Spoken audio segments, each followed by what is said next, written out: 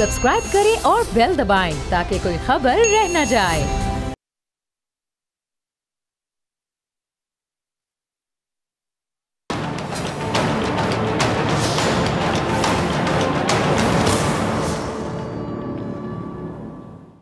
बिस्मिल्लाहिर्रहमानिर्रहीम, अस्सलामु अलैकुम नाज़रीन। मैं हूं सलमान मिर्जा और मैं हूं पाकिस्तान और आप देख रहे हैं पाकिस्तान के सबसे बड़े न्यूज़ चैनल का नंबर 1 प्रोग्राम ऐसे नहीं चलेगा। नाज़रीन, कहते हैं सब्र का फल मीठा होता है, लेकिन ये मीठा फल खाना हर किसी के बस की बात नहीं होती। सब्र और बर्दाश्त बहुत अनमोल खूबियां हैं जो इंसान में कुदरती तौर पर मौजूद हो सकती हैं, और जिस इंसान को बगैर काउंसलिंग के ये खूबियां हासिल हो जाती हैं तो उस इंसान पर अल्लाह का करम होता है। लेकिन ज़्यादातर सब्र और तहम्मुल और बर्दाश्त जैसी सफ़ात हासिल करने के लिए इंसान को इंतहाई तल्ख तजुर्बात से गुजरना पड़ता है। ऐसे ही तो अल्लाह ताला ने नहीं फरमाया कि अल्लाह सब्र करने वालों के साथ है। आज मैं सब्र से मुतालिक 2 हिकायात आपसे शेयर करूंगा और फिर हम देखेंगे कि इन हिकायात से मुतालिक बात करने की ज़रूरत हमें क्यों पेश आई है। जनाबे वाला, पहली कहानी, और कहानी कुछ यूं है कि एक सखी और नेक आदमी के पास कोई बदजुबान साइल जाता है। इत्तेफाक से उन दिनों उस सखी की जेब खाली होती है, जिसकी वजह से वो साइल की हाजात पूरी नहीं कर सका। सवाली ने गली में आकर बदकलामी शुरू कर दी और कहने लगा कि इस बेशरम बिच्छुओं से खुदा की पनाह। लिबास सूफियाना पहनते हैं मगर दर हकीकत भेड़िए हैं। बिल्ली की तरह हर वक्त शिकार की घात में रहते हैं। देखने को खामोश मगर झपट कर हमला करते हैं। इनकी इबादत मक्कारी जो मस्जिद में जाकर लोगों को फांसते हैं, क्योंकि घर में तो शिकार कर नहीं सकते। रंग बिरंगे पेवंद लगाकर गठरी बनाते हैं, लेकिन इसके नीचे सोना और चांदी छुपाए रखते हैं। गंदुम दिखाते हैं लेकिन जौ बेचते हैं। लोगों की जेबें साफ करने के लिए उनके लिए चीख चीख कर चिल्ला चिल्ला कर दुआएं करते हैं।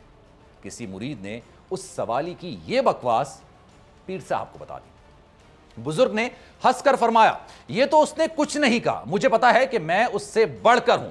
उसने तो बतौर गुमान, जो मुझे 1 साल से जानता था, सिर्फ उन बुराइयों का जिक्र किया जो वो समझता है कि मुझ पे पाई जाती हैं, लेकिन हकीकत में तो ये इससे ज्यादा है। उसने तो मेरे साथ सिर्फ 1 साल से ताल्लुक कायम किया हुआ है और उसने मेरे 1 साल के ऐब बयान किए हैं।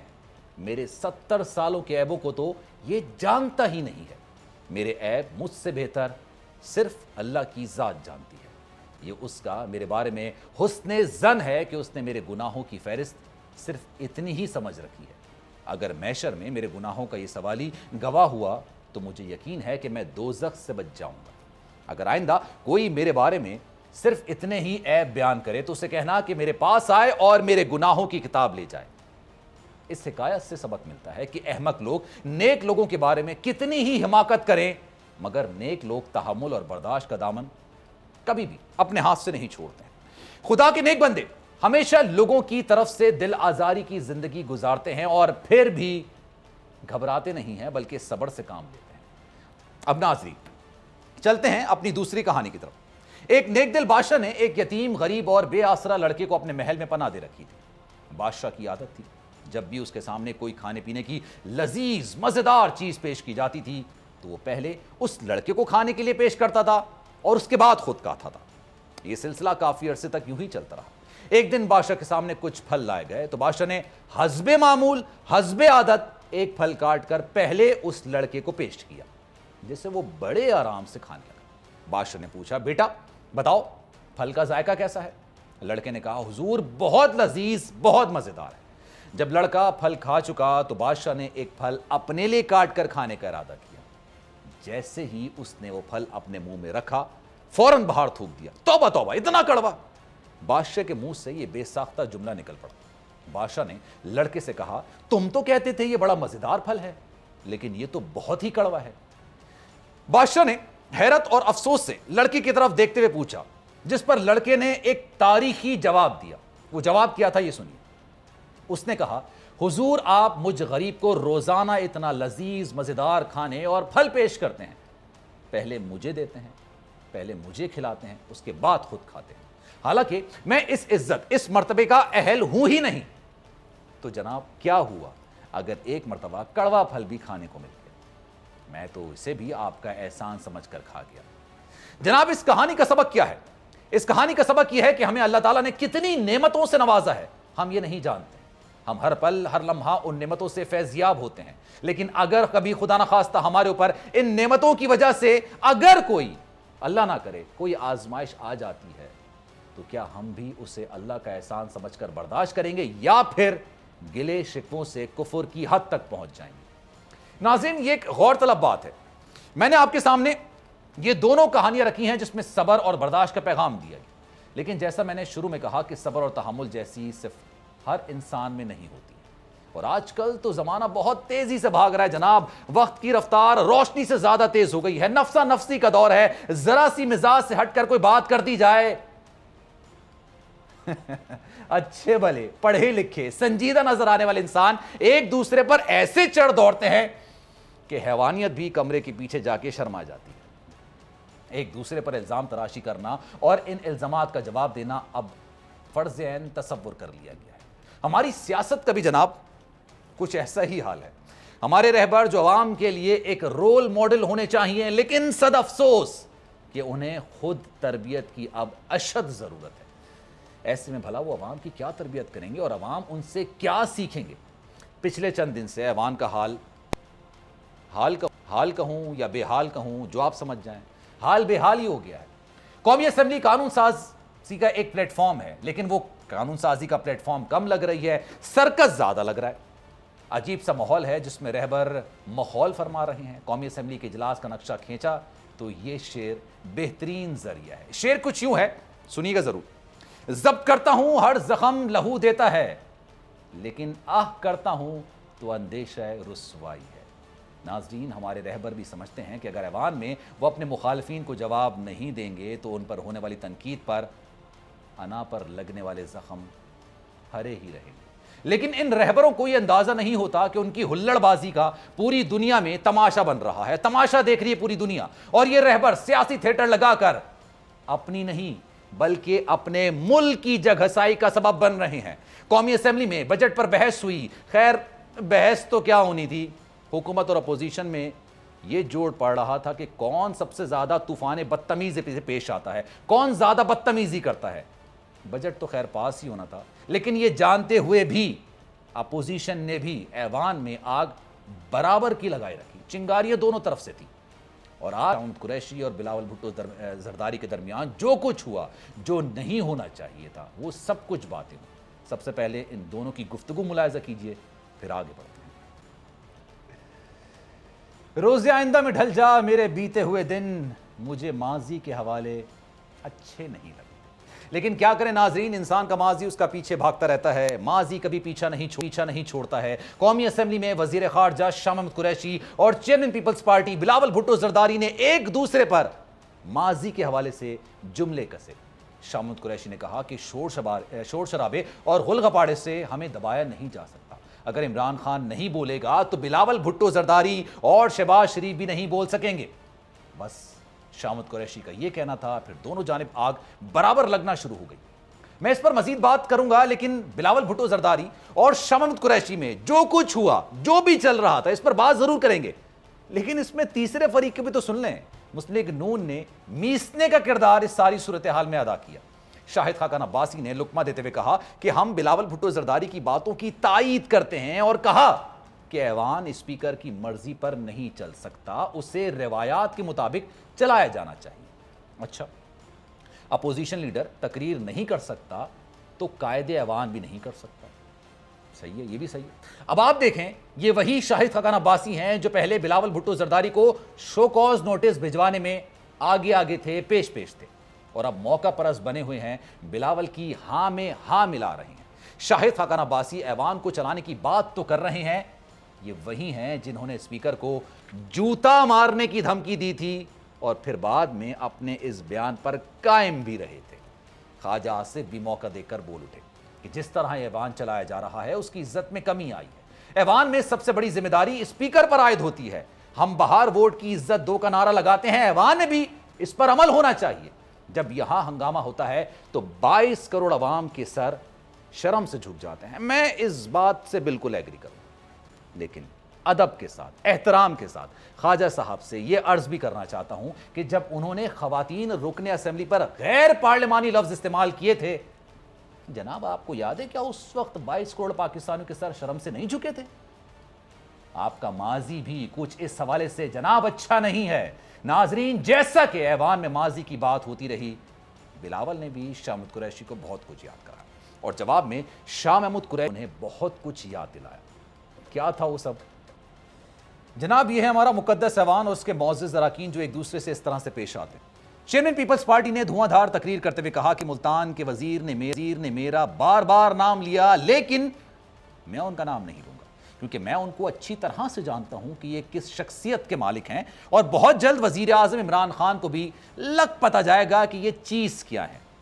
उनका नाम इसलिए नहीं लूंगा कि मैं उनको कोई अहमियत नहीं देता और उनकी मेरे सामने कोई हैसियत ही नहीं है।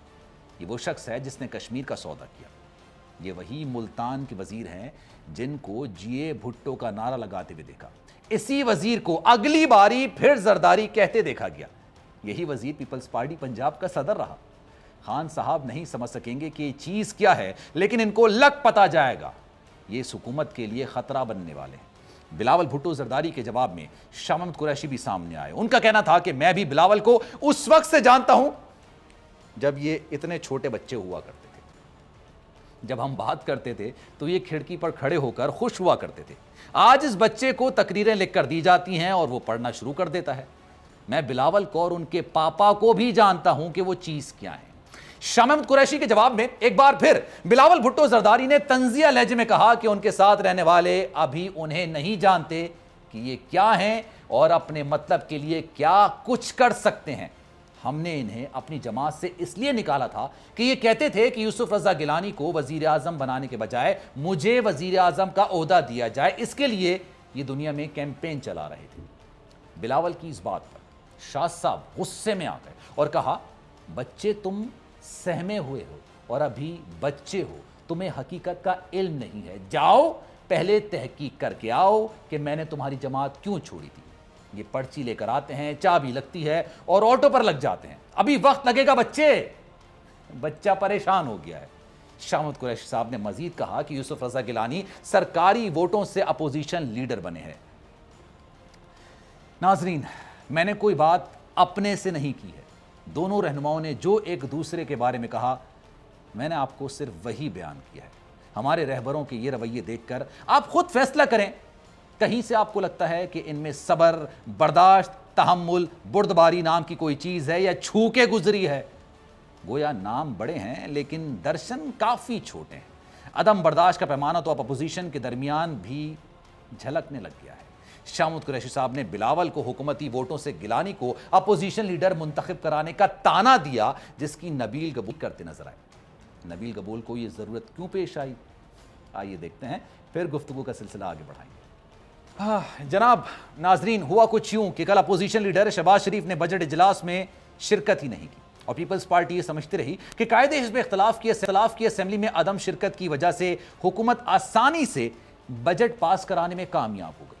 नबील कबूल ने शहबाज शरीफ के इस रवैये पर अदम इत्मीनान का इजहार किया और कहा कि अगर शहबाज शरीफ आज जो इजलास हुआ है, आज इसमें शरीक नहीं होते तो फिर नून लीग से जंग होगी। यानी नबील कबूल ने कायदे हिज़्ब इख्तिलाफ की तब्दीली का इंदिया भी दे दिया और कहा कि बाप बीएपी को फिर बाप बना सकते हैं। अब ये कोई छोटी बात तो नहीं है जो उन्होंने की है और बिलावल भुट्टो जरदारी भी शहबाज से नाराज हैं क्योंकि ज़राए के मुताबिक पीपल्स पार्टी ने अपोजिशन के मुश्तरका इजलास के बॉयकॉट का फैसला कर लिया है। सवाल यह है, पीपल्स पार्टी को इस फैसले की जरूरत आखिर क्यों पड़ी? कहा जा रहा है कि मुस्लिम लीग नून की बजट इजलास में गैर संजीदगी के बायस पीपल्स पार्टी ने अपोजिशन के मुश्तरका इजलास के बॉयकॉट का फैसला किया है। जनाब अब लगता है यह है कि शहबाज शरीफ जो मुफाहमत के लिए सबके पांव पकड़ने के लिए तैयार थे, उन्हें सबसे पहले अपोजिशन के ही पांव पकड़ने पड़ेंगे। मुस्लिम लीग नून कहती है कि शहबाज शरीफ के कज़न तारिक शफीक के इंतकाल की वजह से शहबाज शरीफ असेंबली नहीं आ सके। इमरजेंसी किसी को भी पड़ सकती है, लेकिन शहबाज शरीफ को इस बात का फ़ायदा देना चाहिए। आज तो वो इजलास में आ सकते थे, लेकिन आज भी वो नहीं आए। अब देखते ये हैं कि पीपल्स पार्टी मुंह फेरती है नहीं, लेकिन ऐसा लग रहा है कि जैसे वजीर आजम इमरान खान ने अमेरिका से आंखें फेर ली हैं, बल्कि यूं कहें तो गलत नहीं होगा कि अमेरिका को आंखें दिखानी शुरू कर दी हैं। آج وزیر اعظم عمران خان نے قومی اسمبلی میں طویل خطاب کیا اور اپنا دل کھول کر سامنے رکھ دیا. انہوں نے اپنی پوری پالیسی بیان کر دی, ملک کو کیسے چلانا ہے. وزیر اعظم عمران خان نے کہا کہ لا الہ الا اللہ, اللہ غیرت دیتا ہے اور کوئی ملک غیرت کے بغیر نہیں اٹھتا. جو اللہ کے سامنے جھکتا ہے وہ پھر کسی سپر پاور کے سامنے نہیں جھکے گا. ہم نے امریکہ کی فرنٹ لائن اسٹیٹ بننے کا فیصلہ کیا جس سے زندگی میں سب سے زیادہ ذلت محسوس ہوئی. عمران خان نے مزید کہا کہ امریکہ کی جنگ میں شامل ہو کر ہم نے بہت بڑی حماقت کی ہے. امریکہ نے جو کہا وہ ہم کرتے رہے. سوال ہے کہ ہم دوسروں کی جنگ کا حصہ کیوں بنے؟ ہم اپنے لوگوں کی جانوں کی قربانیاں دوسرے ملک کے لیے کیوں دیتے رہے؟ وزیر اعظم نے شکوہ یہ بھی کیا کہ جب انہوں نے کہا افغان مسئلے کا فوجی حل نہیں تو انہیں طالبان خان کہا گیا. عمران خان نے اہم بات یہ بھی کی کہ امریکہ ڈرون حملے پاکستان کی حکومتوں کی اجازت سے کرتا رہا, جبکہ ہم عوام کو دکھانے کے لیے صرف ان حملوں کی مذمت کرتے رہے. وزیر اعظم کے سوال میں بھی بڑا وزن ہے کہ 30 سال سے لندن میں ہمارا دہشت گرد بیٹھا ہے, اسے مارنے کے لیے کیا برطانیہ ہمیں اجازت دے گا کہ پاکستان لندن میں ڈرون حملہ کرے؟ کبھی نہیں. تو پھر ہم کیوں اجازت دیتے رہے؟ وزیر اعظم نے مزید کہا کہ دنیا نے نہیں, ہم نے خود اپنے آپ کو ذلیل و خوار کیا. اس ایک سبق سیکھا ہے کہ کبھی اس قوم نے کسی کے لیے کسی خوف سے اپنی خود مختاری پر سمجھوتا نہیں کرنا ہے. میں نے امریکہ کو فوجی اڈے دینے سے صاف انکار کر دیا ہے. ناظرین, یعنی اب عمران خان نے بھی امریکہ کو بتا دیا ہے کہ ماضی میں جو ہوا سو ہوا, اب جیسے تھا ایسے بالکل نہیں چلے گا, کیونکہ اب ایسے نہیں چلے گا.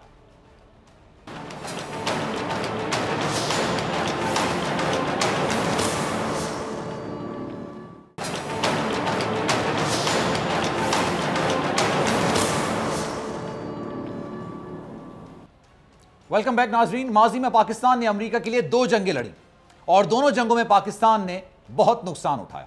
انسان غلطیاں کرتا ہے اور ان غلطیوں سے سیکھتا ہے, اور وہی غلطیاں, وہی پرانا طریقہ کار اور راستہ دوبارہ اختیار ہرگز نہیں کرتا. اور اب پاکستان نے اپنی ماضی کی غلطیوں سے سبق سیکھ لیا ہے. افغانستان میں امن مشن اور پاکستانی کاوشوں کو دنیا بھر میں سراہا گیا, مگر افغانستان سے امریکی فوج کے انخلا کے بعد صورتحال مزید کشیدہ ہوتی ہوئی نظر آ رہی ہے اور ایک نئی جنگ چھڑ سکتی ہے. خونریزی مزید بڑھ سکتی ہے. افغان طالبان نے امریکی فوج اور نیٹو فورسز کا انخلا شروع ہوتے ہی افغان فوج پر حملے تیز کر دیے ہیں. افغانستان میں بگڑتی ہوئی صورتحال کو دیکھ کر امریکہ نے پھر پاکستان سے امیدیں جوڑ دیں اور ہوائی اڈوں کا مطالبہ کر دیا, جس پر پاکستان نے اب صاف انکار کر دیا کہ بس اب اور نہیں, ایبسولوٹلی ناٹ. پاکستان اب کسی کی جنگ کا حصہ بنے گا اور نہ ہی اپنی سرزمین استعمال ہونے دے گا.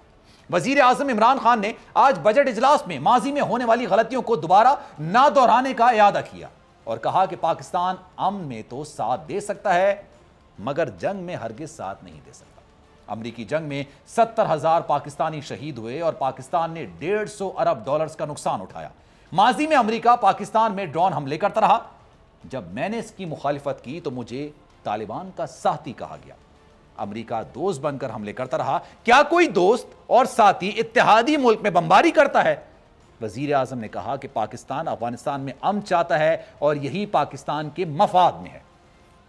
اب پاکستان کسی صورت اپنی خود مختاری پر سمجھوتا ہرگز نہیں کرے گا.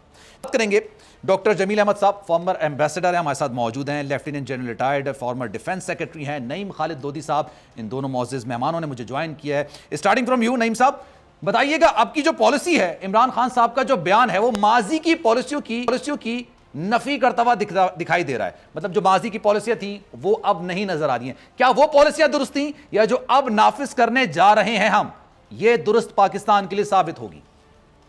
جی انشاءاللہ میرا خیال جو آج بیان دیا ہے, اس سے پہلے بھی انہوں نے بیان دیا تھا, اس کا اعادہ کیا ہے. میں سمجھتا ہوں کہ انٹرنیشنل ریلیشنز کے پرنسپلز کے پوائنٹ آف ویو سے بالکل درست ہے, انٹرنیشنل ڈپلومیسی کے لحاظ سے بالکل درست ہے, اور پاکستانی عوام کے جذبات کی صحیح عکاسی کرتا ہے, اور سچویشن کو صحیح سمجھداری سے سمجھنے کا بھی یہ پرتو ہے. تو ہر لحاظ سے یہ درست ہے. پہلے اصل میں دیکھیں ہر وقت کی جو کنڈیشنز ہیں وہ الگ الگ ہوتی ہیں, اس لیے میں یہ نہیں کہوں گا کہ پہلے جتنے بھی فیصلے ہوئے وہ غلط تھے. ان میں کچھ غلط بھی ہو سکتے ہیں، کچھ درست بھی ہو سکتے ہیں وقت کے لحاظ سے، لیکن ان کو چھوڑ دیں، وہ ماضی ہے۔ صحیح۔ آج جو سچویشن ہے اس کے حساب سے وزیر اعظم نے جو بات کی ہے افغانستان کے متعلق، امریکہ کے متعلق، ہمارے ریلیشنز کے متعلق، بالکل درست کی ہے، اور میرا خیال ہے اس میں کوئی بھام بھی نہیں ہے اور کوئی سکم بھی مجھے نظر نہیں آیا۔ صاف ظاہر ہے کہ یہ ایک سربراہ مملکت کا بیان تھا، تو اس میں ڈپلومیسی ابھی بھی انہوں نے رکھی ہے، جو کہ اچھا کیا ہے، اور جو باتیں بالکل سامنے صاف کہنے والی تھی وہ صاف کہی ہیں، جن کی کہنے کی ضرورت نہیں تھی وہ نہیں کہی ہیں۔ تو میں سمجھتا ہوں کہ یہ بالکل درست فیصلہ ہے آج کے حالات کے تناظر میں۔ پچھلے فیصلے کچھ درست تھے، کچھ درست نہیں تھے، ان کی تفصیل میں نہیں جاتا۔ جی ٹھیک ہے جناب نعیم خالد لودھی صاحب، جو ساری صورتحال تھی اس پر بیان دے رہے تھے، لیکن جمیل احمد صاحب یہ بتائیے گا، جو اس وقت امریکی افواج کا انخلا ہو جائے گا اس کے بعد جو وہاں پر صورتحال ہوگی، ظاہر سی بات ہے ابھی بھی ہم دیکھنے میں آ رہا ہے کہ افغان فوجیوں پر حملے کیے جا رہے ہیں طالبان کی جانب سے، جو وہاں پر کیوس ہوگا جو کہ سب اب اس وقت پریڈکٹ کر رہے ہیں، اس میں پاکستان کس حد تک متاثر ہو سکتا ہے، اور اس کو متاثر ہونے سے بچانے کے لیے پاکستان کی کیا اسٹریٹجی ہونی چاہیے؟ کے اپنے الفاظ آج کے اگر دیکھیں آپ کہ اس میں ویری ٹف ٹائم انہوں نے جو ذکر کیا، اور کہنے کہ پاکستان کے لیے بھی بہت سخت ٹائم آنے والا ہے، کیونکہ جو سچویشن ابھرتا ہوا منظرنامہ جو افغانستان میں آ رہا ہے، تو اسی چیز کو میں اگر آگے بڑھاتے ہوئے ذکر کروں تو یہ تو ایک نوشتہ دیوار ہے کہ افغانستان میں سول وار کا شاخسانہ اب دیکھا جا سکتا ہے، اور اس صورت میں اگر ہم اس کو ماضی کے اپنے تجربوں سے اگر دیکھیں اور جو غلطیاں ماضی میں بھی کی ہیں اس کو اگر ہم ذہن میں رکھتے ہوئے فیوچر کا اپنا کوئی رائے عمل یعنی مستقبل کا کوئی رائے عمل تیار کریں۔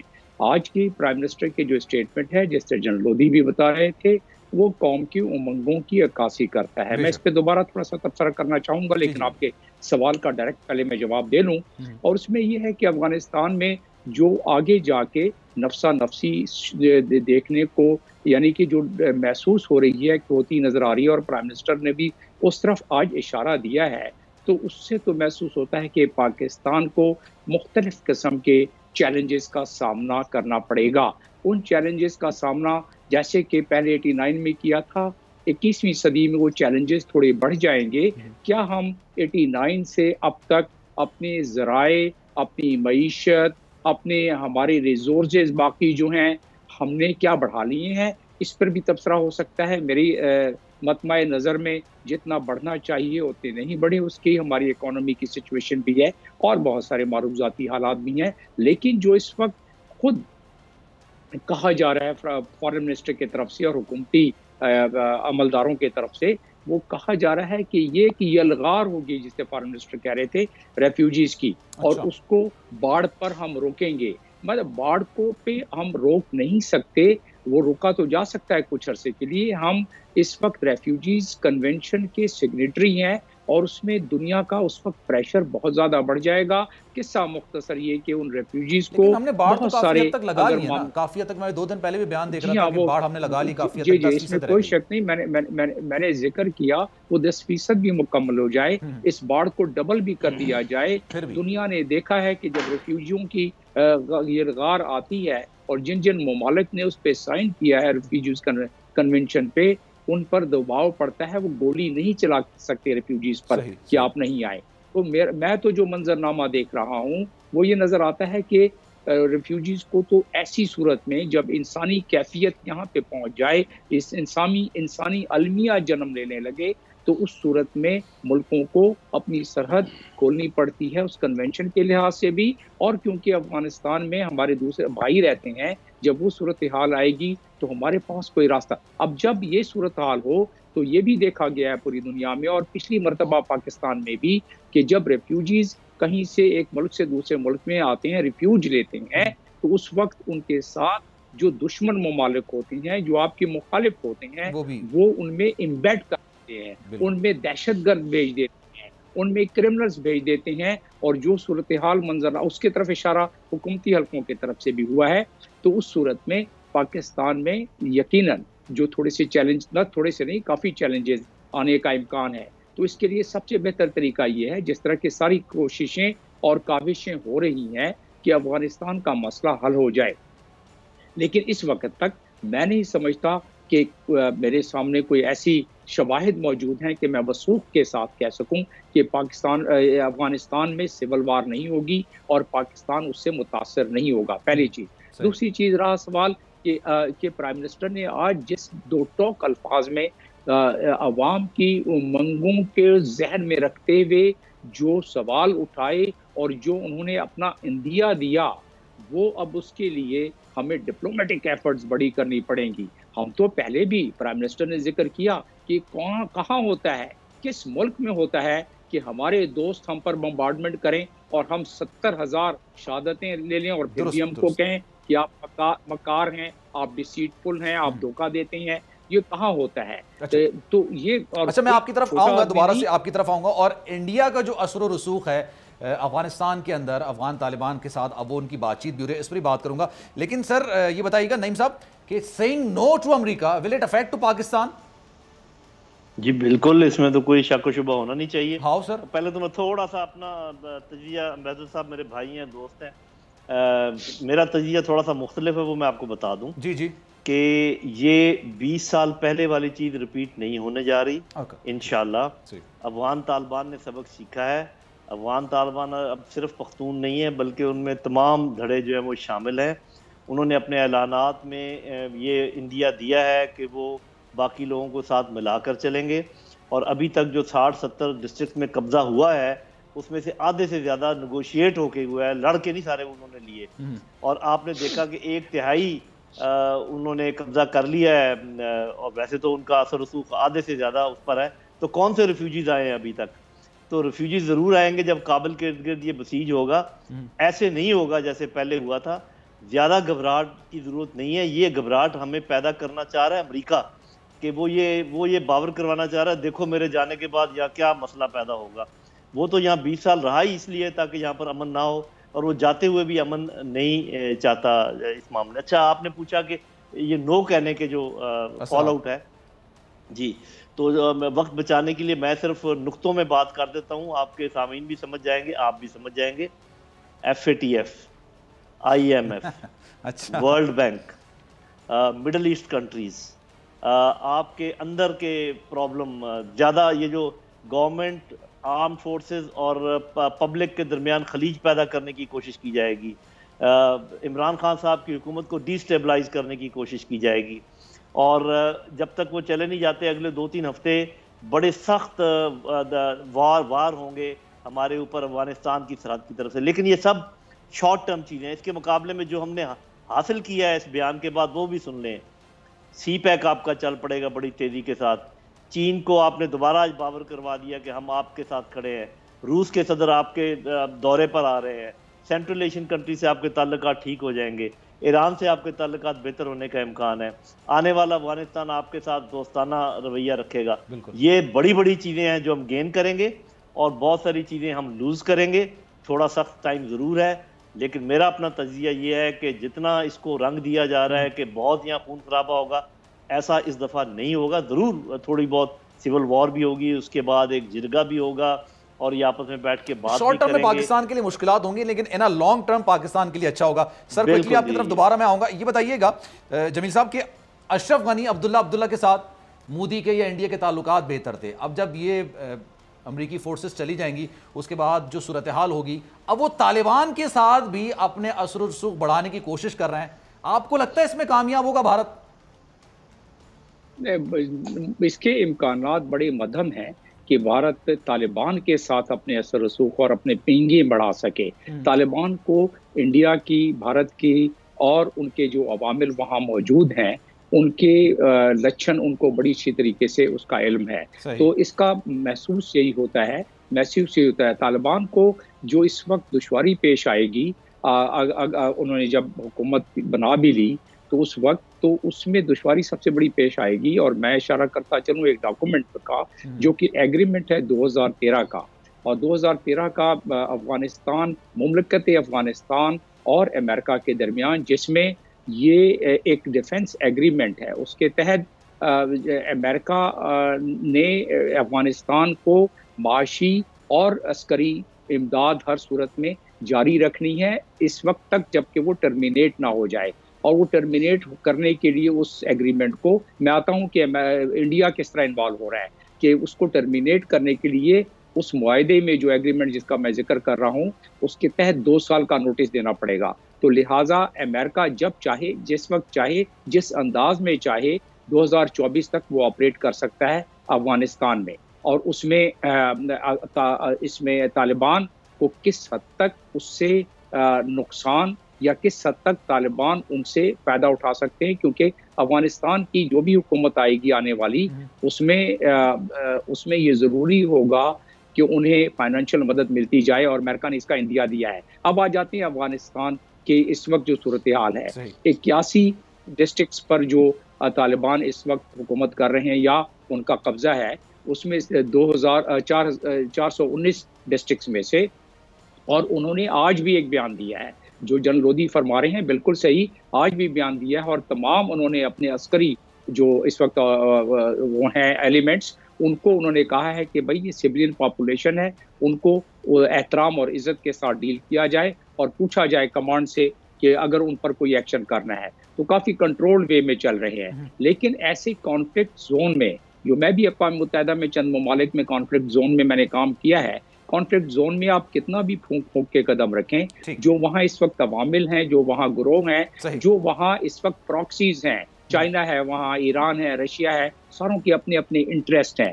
اس لحاظ سے کس حد تک کلامی کی معافی چاہوں گا کیونکہ مجھے آخری ٹیک لینا ہے لودھی صاحب سے, پھر مجھے کیونکہ ٹائم کی قلت ہے. لودھی صاحب یہ بتائیے گا کہ انڈیا نے بھاری سرمایہ کاری افغانستان میں کر رکھی ہے, جو پارلیمنٹ کے شاید افتتاحی مودی نے کیا تھا اس میں بھی سرمایہ کاری وہاں پر کی گئی تھی. تو اب جو آنے والی حکومت ہوگی اس کا جھکاؤ پاکستان کی طرف ہوگا یا بھارت کی طرف ہوگا, کیونکہ عبداللہ اشرف غنی ان کا جو دباؤ تھا وہ بھارت کی طرف سے زیادہ تھا, ان کا جھکاؤ بھارت کی طرف زیادہ تھا. تو آپ کیا دیکھ رہے ہیں مستقبل؟ دیکھیں جی, ویسے تو یہ سارا ڈیپینڈ کرتا ہے کہ آنے والی ڈسپنسیشن جو ہے وہاں پر کیا ہوگی, جس کا میں جو میرا اپنا تجزیہ وہ یہ ہے کہ جو بھی پولیٹیکل ڈسپنسیشن ہوگی وہ افغان طالبان ہیوی ہوگی, یعنی کہ افغان طالبان کا اثر رسوخ زیادہ ہوگا باقیوں کے مقابلے میں. اور وہ اچھی طرح جانتے ہیں کہ ہندوستان کے کیا عزائم ہیں. جب ہندوستان نے ان کا جو مخالف دھڑا ہے ان کی لگاتار مدد کی ہے تو پھر صاف ظاہر ہے کہ اتنا آسان نہیں ہے ہندوستان کا. اب یہ دیکھیے کہ جب امریکہ جیسی سپر پاور نے جتنا انہوں نے انویسٹ کیا تھا, جب آپ دیکھتے ہیں کہ جو انہوں نے اڈے بنائے ہوئے تھے وہ یہاں سے جانے کے لیے تو نہیں بنائے تھے, لیکن ان کو جانا پڑ رہا ہے. تو ہندوستان بھی میرا خیال ہے کہ اپنی انگلیاں کاٹ رہا ہوگا کہ میں کیا کروں. کوشش کر رہے ہیں افغان طالبان سے اپنے مراسم بڑھانے کی, جس پہ ہونے چاہیے. افغان طالبان ایک جب ملک افغانستان ہے, ایک آزاد ملک ہے جس کے ساتھ مرضی تعلقات رکھے, لیکن میرا خیال ہے کہ ماضی سے سبھی سبق سیکھتے ہیں, ماضی سب کے سامنے ہوتا ہے, تو آپ بار بار لوگوں کو دھوکہ نہیں دے سکتے. میرا اپنا اندازہ یہ ہے کہ جو فیوچر ڈسپنسیشن ہے اس کا جھکاؤ. آپ نے بہت اچھی بات کی, ماضی سے سبق سیکھنا چاہیے اور پاکستان نے ماضی سے سبق سیکھا ہے. لودھی صاحب بہت شکریہ آپ کا. جمیل احمد صاحب آپ بھی میرے ساتھ موجود تھے. پاکستان نے بھی ماضی کی غلطیوں سے سبق سیکھا ہے. پہلی بار امریکہ کو منع کیا ہے. شارٹ ٹرم میں اگر دیکھا جائے تو شاید پاکستان کے لیے مشکلات ہوں گی, لیکن ان لانگ ٹرم اگر آگے کی منصوبہ بندی کی جائے تو پاکستان کے لیے مثبت خبریں ہی سامنے آئیں گی, اور اسی کی عزت ہوتی ہے جو کہ اپنی عزت خود کرتا ہے. ایک بریک لیں گے, بریک کے بعد واپس آئیں گے.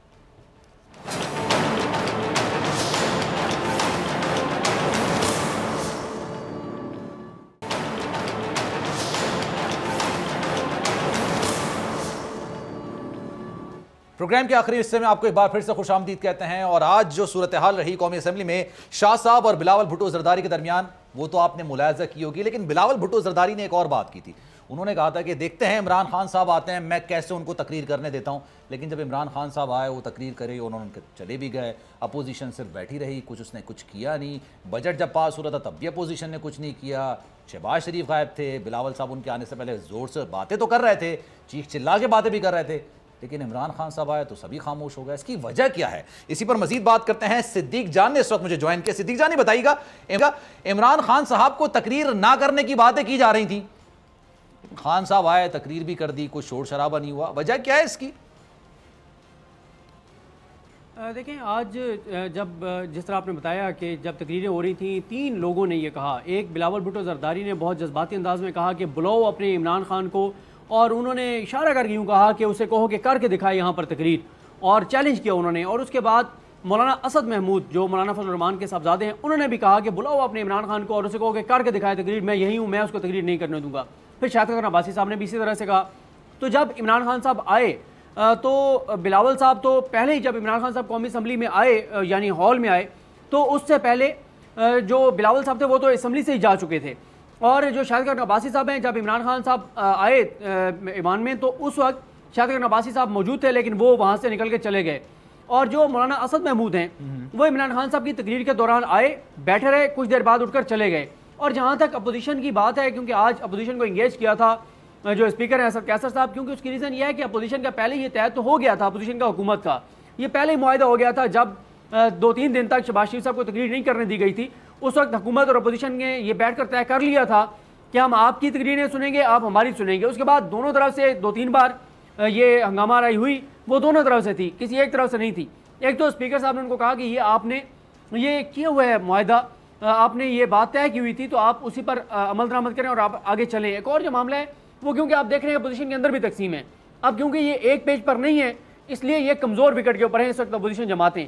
اور پھر آپ اگر یہ دیکھیں کہ جو ادھر سے اپوزیشن کی جانب سے جو بڑے بڑے دعوے کیے جا رہے تھے، جب عمران خان صاحب تقریر کر رہے تھے تو اپوزیشن کے اپنے اراکین کنفیوز تھے، ان کو خود نہیں پتا تھا کہ ہماری پالیسی کیا ہے، اور پیچھے بیٹھے ہوئے بینچوں پر جو اراکین ہیں وہ آگے بیٹھے ہوئے اراکین سے پوچھتے رہے کہ بھائی کرنا کیا ہے، احتجاج کرنا ہے، خاموشی سے سننا ہے۔ اور آج انٹرسٹنگ کام یہ ہوا کہ ایک تو عمران خان صاحب جب آئے تو عمران خان صاحب نے آتے ہی جو ان کے بالکل پیچھے فواد چودھری صاحب اور عامر ڈوگر صاحب بیٹھے تھے ان کو اپنی طرف متوجہ کیا پیچھے مڑ کر، اور ان کو قریب کر کے کوئی بات کہی، اور اس کے بعد عامر ڈوگر صاحب اور فواد چودھری صاحب نے اس کے بعد یہ بات کنوے کی دیگر اراکین کو۔ فواد چودھری صاحب نے سنور خان مستی خیل کو یہ بات کی، عامر ڈوگر صاحب نے مراد سعید صاحب کو کی، اور پھر اس کے بعد عامر ڈوگر صاحب، مراد سعید صاحب اور سنور خان مستی خیل نے تمام اراکین جو تھے حکومتی بینچوں پر بیٹھے ہوئے ان کو ایک بات کنوے کی، اور وہ یہی لگ رہا تھا جو ہمارا اندازہ ہے کہ انہوں نے عمران خان صاحب کی طرف سے یہی کنوے کیا کہ آپ نے ریئیکٹ نہیں کرنا، اگر اپوزیشن احتجاج کرتی بھی ہے تو آپ نے ریئیکٹ نہیں کرنا، اور حکومت نے ریئیکٹ نہیں کیا۔ شروع میں تھوڑا سا جو مریم اورنگزیب صاحبہ ہیں، حامد حمید صاحب ہیں جو بالکل آخری لائن میں بیٹھے تھے، انہوں نے کچھ آوازیں کسیں، لیکن اس پہ بھی انٹرسٹنگ ڈیولپمنٹ ہوئی۔ ایک تو اپوزیشن کی جانب سے کچھ لوگوں نے اگر آواز بلند کی بھی صحیح، تو حکومت کی جانب سے عامر ڈوگر صاحب گئے اور انہوں نے ریکویسٹ کی ان کو کہ آپ ایسا نہ کریں۔ اور اس کے بعد ایک اور جو حیران کن چیز تھی وہ یہ تھی کہ جب مریم اورنگزیب صاحبہ بیٹھ کر آوازیں کس رہی تھیں اور عامر ڈوگر صاحب ان کے پاس گئے اور اس کے باوجود وہ خاموش نہیں ہوئی، تو جو خواجہ سعد رفیق ہیں جو بالکل فرنٹ رو میں بیٹھے ہوئے تھے، انہوں نے ایم این اے کھیل داس صاحب جو مسلم لیگ نون کے ہیں ان کو ایک پرچی پر لکھ کر دیا کچھ، اور جب وہ جانے لگے تو ان سے وہ پرچی واپس لے لی، اور کھیل داس صاحب گئے مریم اورنگزیب صاحبہ کے پاس اور دیگر رنگین کے پاس، اس کے باوجود وہ خاموش نہیں ہوئے۔ تو خواجہ سعد رفیق اٹھ کر خود گئے، 2 لائنوں میں پیچھے جو آخری 2 لائنیں تھیں ان میں بیٹھے ہوئے جو اراکین اسمبلی تھے اپوزیشن کے، خاص طور پر مسلم لیگ نون کے، وہ آوازیں کس رہے تھے، تو خواجہ سعد رفیق نے دونوں کو جا کے روکا، دونوں کو جا کر منع کیا۔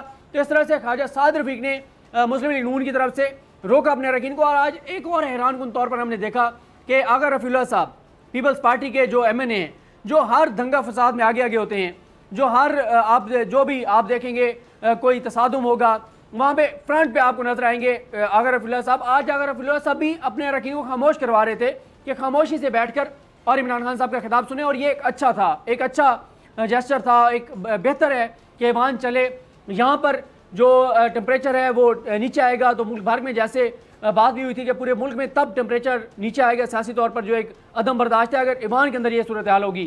تو عمران خان صاحب بھی آج بدلے ہوئے عمران خان نظر آئے، اور اس کی وجہ شاید یہ ہے کہ عمران خان صاحب کو پتہ ہے کہ ایک تو خطے کے حالات جس طرف جا رہے ہیں، جس کا انہوں نے ذکر بھی کیا جو افغانستان کی صورتحال ہے، پھر ایک بات اور عمران خان صاحب کو پتہ ہے کہ اگر الیکشن ریفارمز ہوتی ہیں تو اس کے سب سے بڑے بینیفیشری عمران خان صاحب خود ہوں گے، کیونکہ عمران خان صاحب یہ چاہتے ہیں کہ الیکشن ریفارمز ہوں اور اوورسیز پاکستانیوں کو ووٹ کا حق دیا جائے۔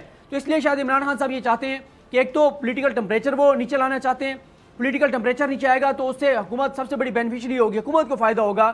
ملک میں جیسے سیاسی ٹمپریچر کم ہوتا ہے تو ظاہر ہے اس سے اوور آل انوائرمنٹ اچھا ہوتا ہے، بزنس کمیونٹی بھی اس کو بہتر لیتی ہے۔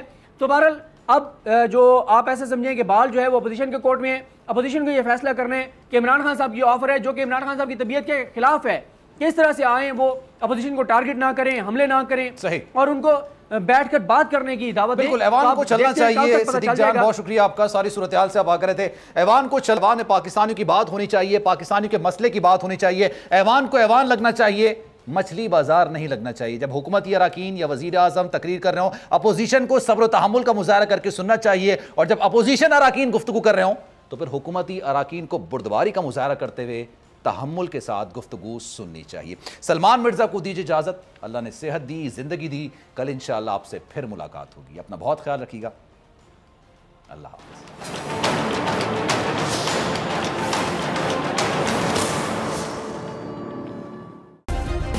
सब्सक्राइब करें और बेल दबाएं ताकि कोई खबर रह न जाए।